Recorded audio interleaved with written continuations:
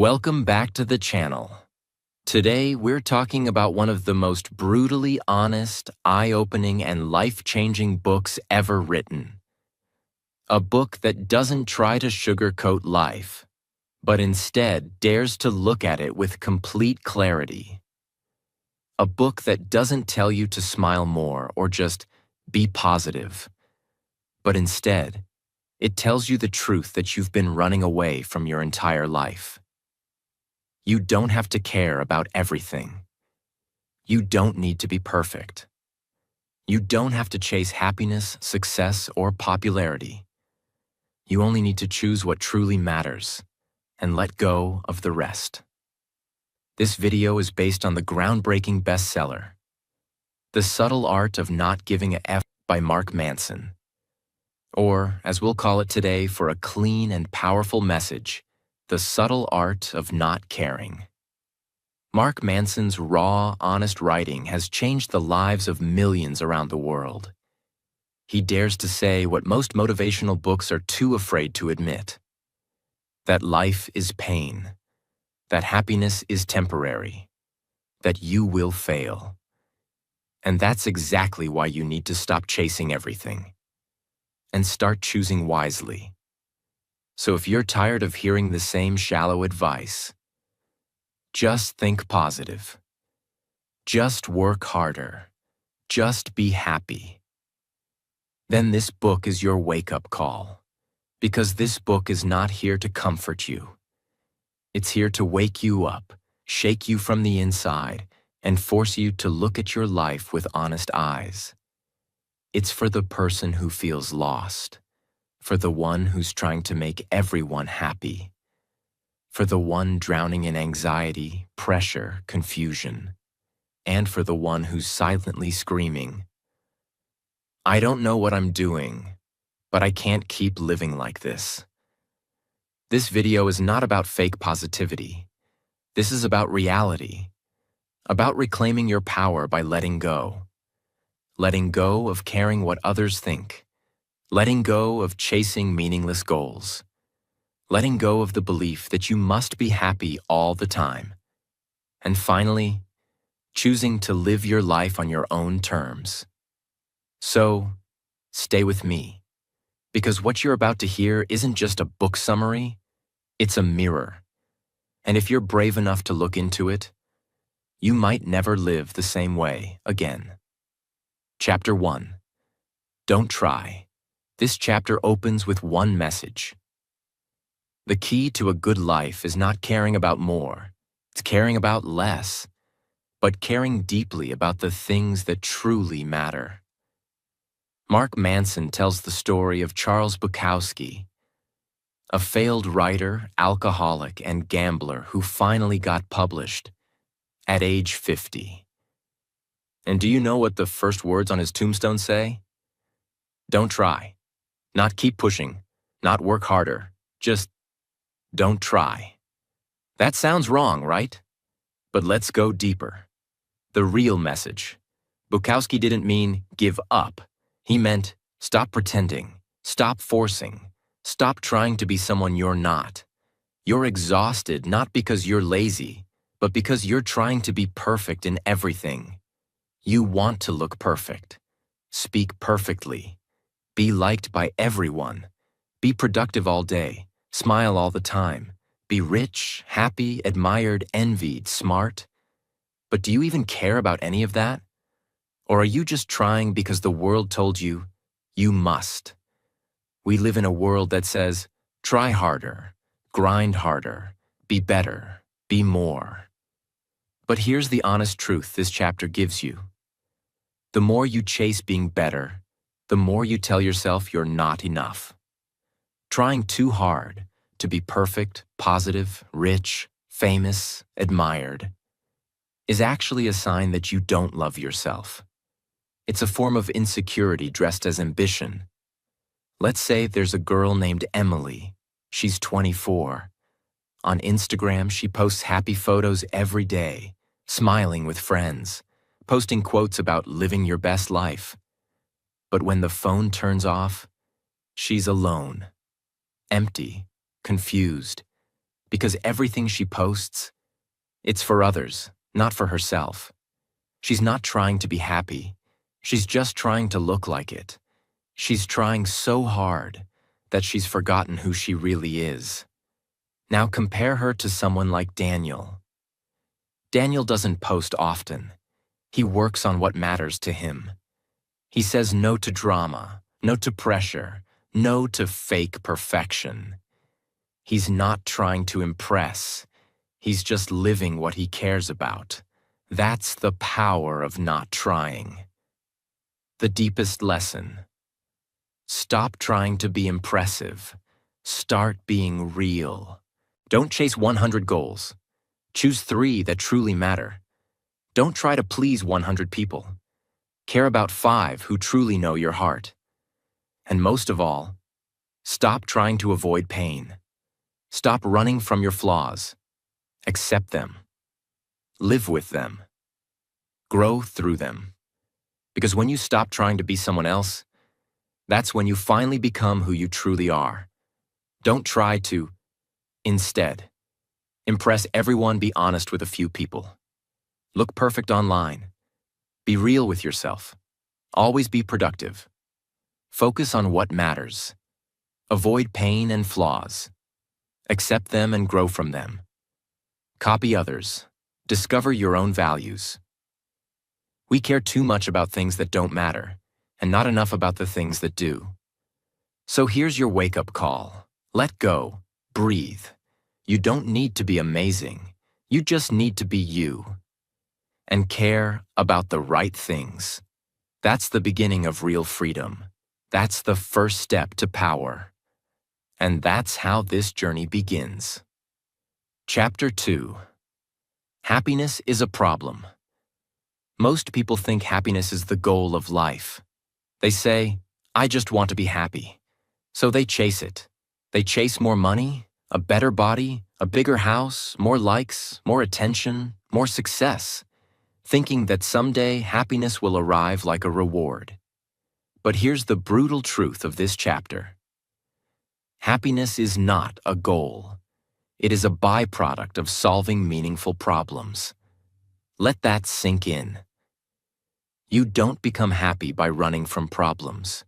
You become happy by solving the right ones. Mark Manson explains that life will never be problem-free. There's no version of your future where everything is easy, calm, and painless. If you're poor, you have money problems. If you're rich, you have bigger financial responsibilities and trust issues. If you're single, you feel lonely.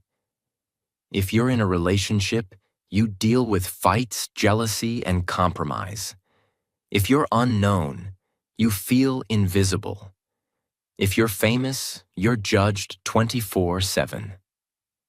Every version of life comes with a different kind of pain. The only choice you have is, which pain are you willing to live with? Let's say there's a guy named Adam. He works a regular job, earns okay money, but he dreams of being rich. He says, once I'm rich, I'll be happy. So Adam quits and starts a business. Now he's stressed 24/7. He doesn't sleep. He's scared of failing. He argues with his family. He feels alone. Now Adam is not free. He's in pain. But here's the twist. That pain is not a mistake. It's the price of meaning.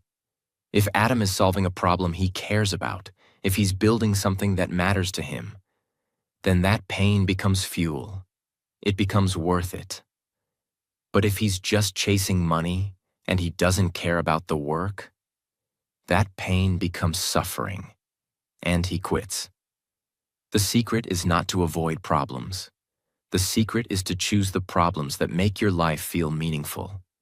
Working out is painful, but if you care about health, that pain feels good. Writing a book is hard, but if you care about your story, that pain feels beautiful. Raising a child is stressful, but if you care about love, that stress becomes worth it. Happiness means no problems. Life always has problems. If I get rich, I'll be happy. More money, different problems. Success ends my pain. Success brings new pain. Happiness comes from outside. Happiness comes from solving what matters. The question to ask yourself: what pain am I willing to suffer for? What problems feel worth solving every single day? That's your path. That's your happiness, not in escape, not in perfection, but in meaningful struggle. The quality of your life is determined by the quality of your problems. So don't chase a pain-free life. Chase a purposeful life. Choose better problems, and happiness will follow you silently. Not as a goal, but as a result. Chapter 3. You are not special.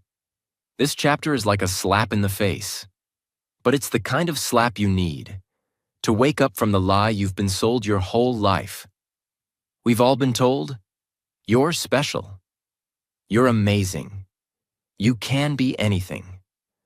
But Mark Manson says, that belief is hurting you, not helping you.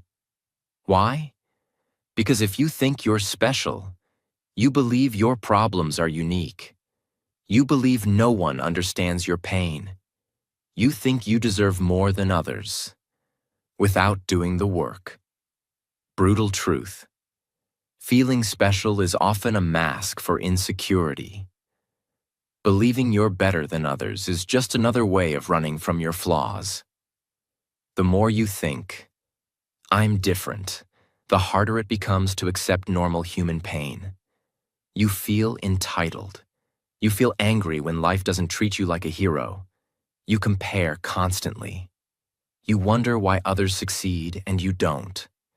And deep down, you blame the world, not yourself. Let's meet Sarah. She grew up being told, you're special. She was praised for every little thing. So now she expects life to treat her like royalty. But the moment she enters the real world, she sees rejection. She sees competition. She sees failure. Instead of adapting, she feels insulted. She says, I deserve better than this. She believes her pain is unfair. But here's the truth. No one is immune to pain. No one is too special for struggle.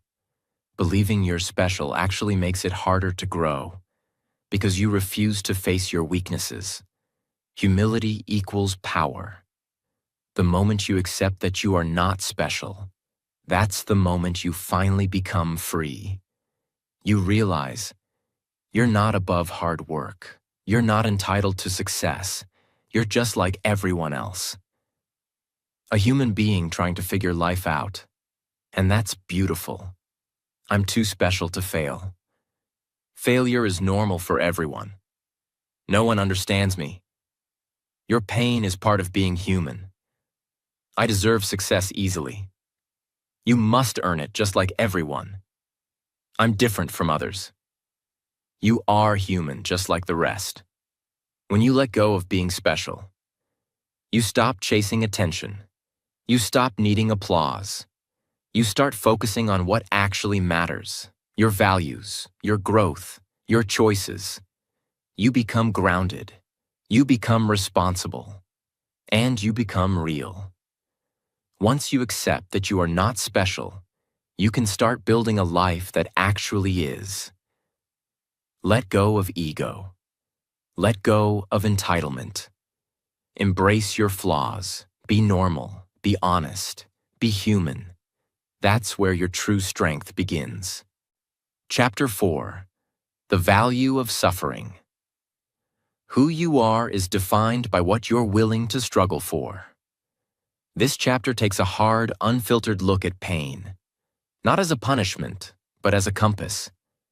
Every human being wants to be happy, confident, respected, and successful. But very few ever ask themselves the most important question of all. What kind of pain am I willing to endure for the life I want? Most people chase comfort. They want an easy life. But here's the truth, and this chapter's most important lesson. Comfort destroys growth. But suffering, when chosen wisely, becomes your greatest teacher. We've been taught to avoid pain at all costs. Don't feel sad. Don't feel angry. Don't feel anxious. Just be happy, stay calm, and think positive. But that thinking is toxic. It teaches you that something is wrong with you whenever you suffer. It tells you that sadness is weakness and pain is failure. But Mark Manson flips this upside down. He says, pain is not the problem. Avoiding pain is the problem. Let's meet a man named Hiroshi. He works at a quiet job in Tokyo. He has no passion for it, no joy, but it's stable. Every morning he wakes up, puts on his suit, and disappears into a life that's slowly killing him inside. He doesn't complain. He doesn't cry. He doesn't even scream. He just suffers silently, a dull, gray suffering, because he's scared of the other kind. He's scared of the risk, of chasing a dream, of writing, of failing, of falling, of looking stupid. So instead, he suffers safely. But here's the tragedy. His life is still full of pain, just not meaningful pain. This is the exact kind of suffering Mark warns us about. You don't get to choose a pain-free life, but you do get to choose your type of suffering. You can suffer in a meaningless job, or suffer while building your dream. You can suffer in a toxic relationship, or suffer through the pain of leaving and growing alone. You can suffer from fake confidence, or suffer while building real courage. The key is not avoiding pain. It's choosing the pain that leads to something worth living for. Pain means I'm broken. Pain means I'm growing.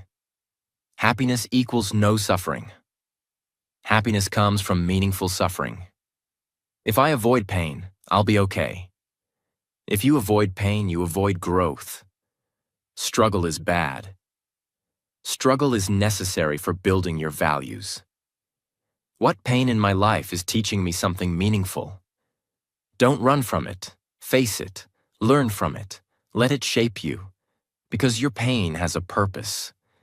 If you're willing to look directly into it, that pain can give birth to a version of you that nothing in the world can break. What we choose to care about, what we're willing to suffer for, defines who we are. So don't ask, how can I avoid pain? Ask, what am I willing to suffer for that will make me proud at the end of my life? Now let's keep going, because what comes next will shake your beliefs even more. Chapter 5. You are always choosing.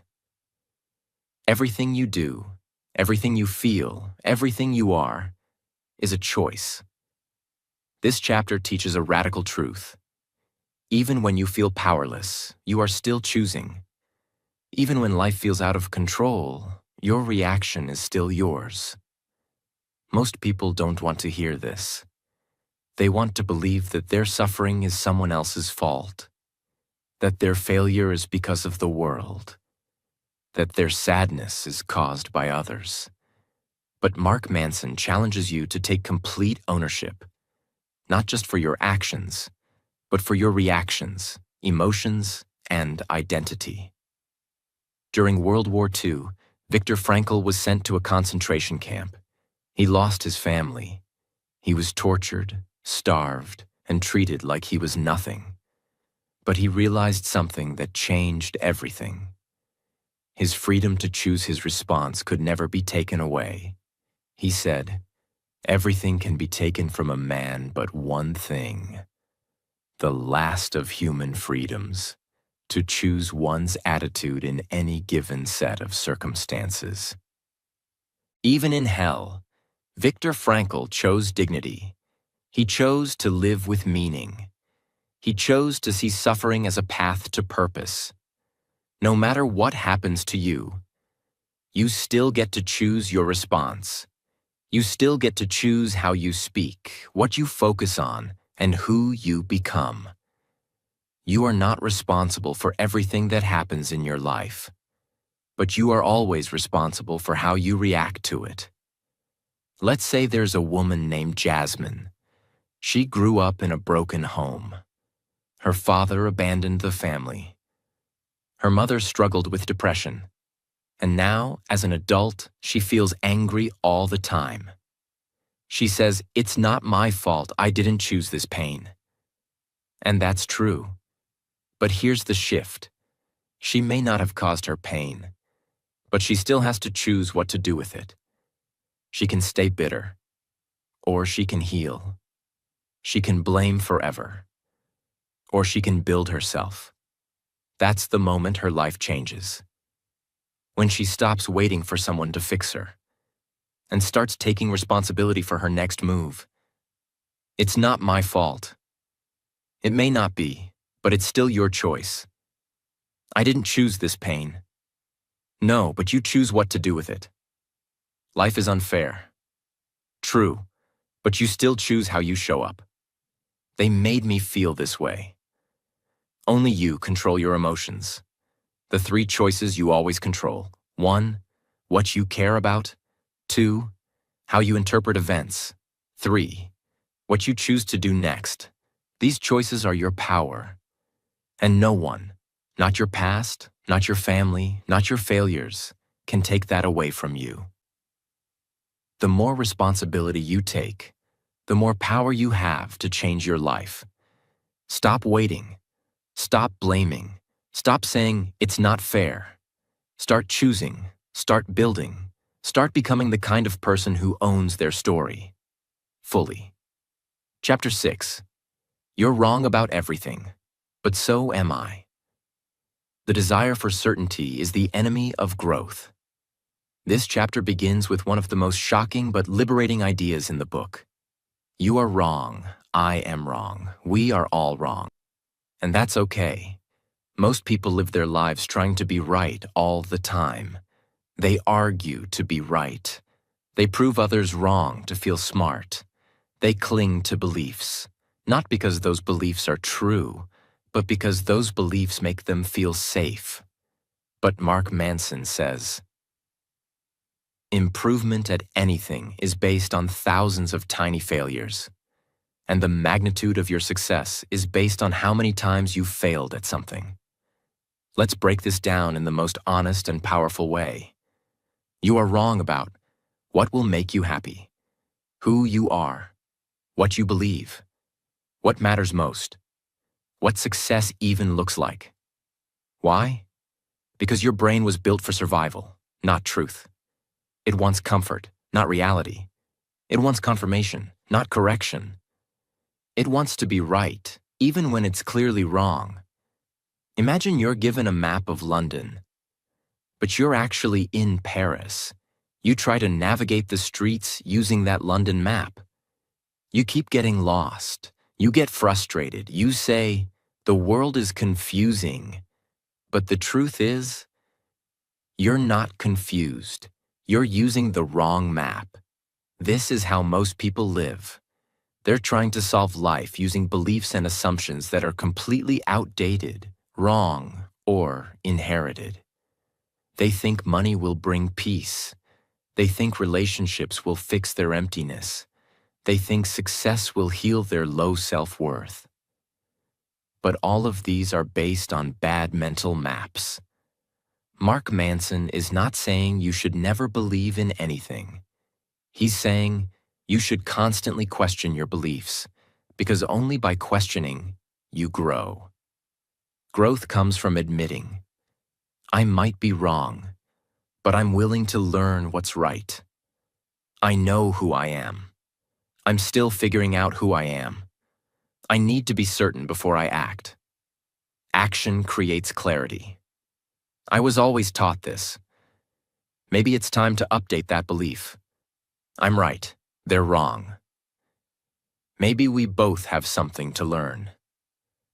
Let's say you believe, I'm not good at public speaking. That belief may come from one bad experience in 10th grade. Maybe someone laughed at you. And now, for years, you've told yourself, I can't speak in front of others. But is that true? No. It was just a moment, not a truth. but you turned it into a belief, and now it shapes your entire life. This chapter teaches us to say, maybe I was wrong about myself. Maybe I'm not scared of speaking. Maybe I'm scared of judgment. Maybe I can change. Maybe I can learn. This mindset is how people become free. Growth is not about finding the right answer. Growth is about constantly replacing wrong answers with slightly less wrong ones. So don't be afraid of being wrong. Be afraid of staying wrong. Let your ego die, so your truth can live. Chapter 7. Failure is the way forward. If you're stuck in life, the solution is simple. Fail more, fail faster, fail forward. This chapter destroys the myth of instant success. Most people think, if I fail, it means I'm not good enough. If I fail, I should quit. If I fail, I'll look stupid. If I fail, people will laugh at me. But Mark says, failure is not the opposite of success. It is the path to success. A study once compared two groups learning to type. Group A was told, type perfectly, avoid mistakes. Group B was told, type fast. Make mistakes. Just keep going. Guess who improved faster? Group B. Because the more they failed, the more they learned. They got immediate feedback. They didn't get stuck. They got better by doing, not by waiting to be perfect. Most people are stuck because they don't begin. They say things like, I'm not ready. I need more information. What if I fail? So they keep planning. They keep watching. They keep waiting. And life passes them by. But this chapter teaches, the only way to build confidence is to act before you feel ready. Progress comes from motion, not from motivation. Every success you admire, every author, artist, entrepreneur, or athlete is the result of thousands of invisible failures. You see their highlight reel, but you don't see the rejected manuscripts, the lost clients, the sleepless nights, the failed products, the public embarrassment. Yet they kept going. Not because they were fearless, but because they were willing to fail for what mattered. I should avoid failure. You should learn from failure. I'll wait until I feel ready.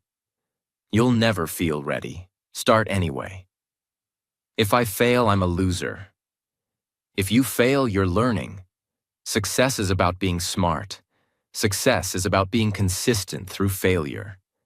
The 3 golden rules from Chapter 7. 1. Action greater than motivation. Don't wait to feel motivated. Take action. Action creates momentum. 2. Mistakes. Data. Every failure teaches you something. Pay attention and adapt. 3. Progress equals messy. It's not supposed to be clean. If your journey looks messy, you're doing it right. Let's say someone starts a YouTube channel. Their first 20 videos get 10 views each. They feel embarrassed. They think, maybe I'm not good at this. But what they don't realize is, those 20 failures are the tuition fee for their success. Every bad video teaches them better editing, better storytelling, better titles, better confidence. And one day, their 21st video goes viral, and everyone says, wow, they're so lucky. But they're not lucky. They're trained by failure. That's the real path. Don't hope for success. Hope for good problems. Because every success is built on a mountain of failures. And every mountain is climbed one failure at a time. Don't fear failure. Fear regret. Fear waiting too long to start. Fear living a life where you never gave yourself permission to try. Chapter 8. The importance of saying no. The mark of a mature person is the ability to say no to things that don't matter, and yes to things that do. This chapter is not just about boundaries. It's about freedom. We live in a world where everything demands our attention. notifications, expectations, invitations, opinions, social media, work pressure, family drama, people-pleasing. And most people never say no because they're afraid. Afraid of missing out, afraid of hurting others, afraid of being disliked, afraid of looking rude. So they say yes to everything and end up miserable, scattered, exhausted, and lost. Mark Manson flips this mindset and gives you the truth. Every time you say yes to something that doesn't matter, you're saying no to something that does. Most people think saying no is selfish, cold, rude. But in truth, saying no is the most self-respecting and life-clarifying decision you can make, because every no you say to toxic friendships, wasted time, unnecessary obligations, bad habits, distractions, meaningless goals, is a yes to peace, focus, growth, self-respect, purpose, progress. Imagine there's a man named Alex. Ray wants to be successful. He's kind, helpful, and always says yes. His boss asks, "Can you do this extra task tonight?" He says yes. His friend says, "Can you help me move this weekend?" He says yes. A cousin invites him to a boring wedding. He says yes. Everyone loves him. But inside, Ray is drowning. He has no time to work on his dream project. No time to read. No time to rest. No time to even breathe. Because his life belongs to everyone except himself. That's the danger of being a yes machine. Let's say you want to learn English fluently. You made a goal. I will study 1 hour every morning. But now imagine this. Your friend sends a random video. You watch it for 45 minutes. A cousin invites you to hang out. You go, even though you're tired. Someone calls and talks for an hour about gossip. You listen quietly. What happened? You said yes to distractions and no to your dream. This is what kills progress. Not evil, but too many small distractions. Drama and gossip. Peace of mind. Too many responsibilities. Time to grow, unnecessary obligations. Freedom to choose random content and scrolling. Focus and fluency. Doing what's easy. Becoming who you dream of being. You are defined not by what you say yes to, but by what you are brave enough to say no to. When you say no, you're not being mean, you're being clear, you're telling the world, I'm not available for things that waste my life anymore. And when you do that, you finally create the space to say, yes to my dreams, yes to my growth, yes to becoming the person I truly want to be. Chapter 9. And then you die. Death is the light by which the shadow of all life's meaning is measured. This is the final chapter. And Mark Manson doesn't end the book with a motivational cheer. He ends it with death. Why? Because when you truly understand death, you finally start to understand how to live. What if you die with your dream still inside you? This chapter forces you to confront what most people avoid, that you are not immortal, that one day you'll be gone, that all your worries, fears, doubts, overthinking, and pride will mean nothing when you're gone. But instead of depressing you, this chapter does the opposite. It makes you wake up. It makes you ask, what am I doing with this one short, beautiful life? Walk through a cemetery. Every tombstone has a name, a birth year, a death year, and one small line in the middle, a dash. That dash, it represents everything, everything they ever did, everything they ever felt. All the love, pain, memories, success, failure, all in that dash. Now ask yourself, what will my dash represent? Will it represent fear? Or will it represent courage? Will it be filled with distractions? Or will it be filled with purpose? Will it say, they wasted their time? Or will it say, they lived fully and left something behind? Imagine you had a story to write, a novel the world needs. You say, I'll write it someday. But someday never comes. You stay busy, you keep delaying, and then life ends. And that story dies with you. Now replace story with your dream, your love, your truth, your art, your power, your voice, your English fluency, your purpose. If you don't act on it now, you might never act on it at all. I have time. You don't know how much time you have. I'll start later. Later might never come. I'm scared of judgment. You'll be gone one day. Will judgment matter? People will laugh if I try. They'll forget, but you'll live with regret. It's too late to change. As long as you're breathing, it's not too late. You will die, but you don't have to live like you're already dead. Use your time. Speak your truth. Learn what you've been scared to learn. Create what you were born to create. Be who you were too afraid to become. And when the final day comes, let it find you living, not hiding. This is not just a book about not caring. It's about caring about the right things. Living with clarity, honesty, focus, and freedom. So don't care about being popular. Don't care about being perfect. Don't care about looking cool. Don't care about what others expect. Care about becoming your most powerful, peaceful, and purposeful self. Care about what you'll leave behind. Care about what truly matters. Before your time runs out.